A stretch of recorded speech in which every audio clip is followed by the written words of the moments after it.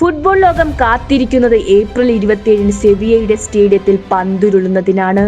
Copa ഡെൽറേയുടെ കലാശ പോരാട്ടത്തിൽ മറ്റൊരു L ക്ലാസിക്കോയ്ക്കാണ് കളമൊരുങ്ങിയിരിക്കുന്നത്. പ്രതീക്ഷകളോടെ Barcelona ഇറങ്ങുമ്പോൾ ഇനിയൊരു തോൽവി കൂടെ സഹിക്കാൻ കഴിയാതെയാണ് റയൽ മാഡ്രിഡ് ഇറങ്ങുന്നത്. ഫ്ലിക്ക് എന്ന പരിശീലകന് കീഴിൽ പഴയ പ്രതാപത്തിലേക്കാണ് ബാർസലോണ ഉയരുന്നത്. 6 കൊല്ലത്തിന് ശേഷം UCLന്റെ സെമി ഫൈനലിൽ പ്രവേശിച്ച ടീം കോൺഫിഡൻസിന്റെ നെറുകയിലാണ്. അവസാന 2 എൽ ക്ലാസിക്കോയിൽ മാത്രം 9 ഗോളാണ് ബാർസലോണ റയലിന്റെ പോസ്റ്റിലോട്ട് അടിച്ചത്.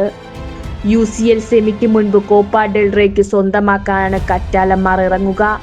റയലിന് പല നേട്ടങ്ങളും നേടിക്കൊടുത്ത ആഞ്ചലോട്ടി എന്ന പരിശീലകന്റെ അവസാന പ്രതീക്ഷയാണ് ഈ മത്സരം. ലോക ഫുട്ബോളിലെ രാജാക്കന്മാർ പലരും ആ കുപ്പായത്തിൽ ഉണ്ട് എങ്കിലും അവസാന വിസിൽ വരുമ്പോൾ ലോസ് ബ്ലാങ്കോസിന് തോൽവിയാണ് വിധി. എന്നാൽ എഴുതിത്തള്ളാൻ വരട്ടെ. ഇതിലും വലിയ തിരിച്ചടികളിൽ നിന്നും ഫിനിക്സ് പക്ഷിയെ പോലെ ഉയർന്നവരാണ് ആ കൂട്ടം. 27 അവസാന വിസിൽ മുഴങ്ങുന്നത് വരെ മൈതാനത്ത് അത്ഭുതങ്ങൾ തന്നെ പ്രതീക്ഷിക്കാം. ആരുടെയാകും അവസാന ചിരി? കറ്റാലന്മാരോ അതോ ലോസ് ബ്ലാങ്കോസോ?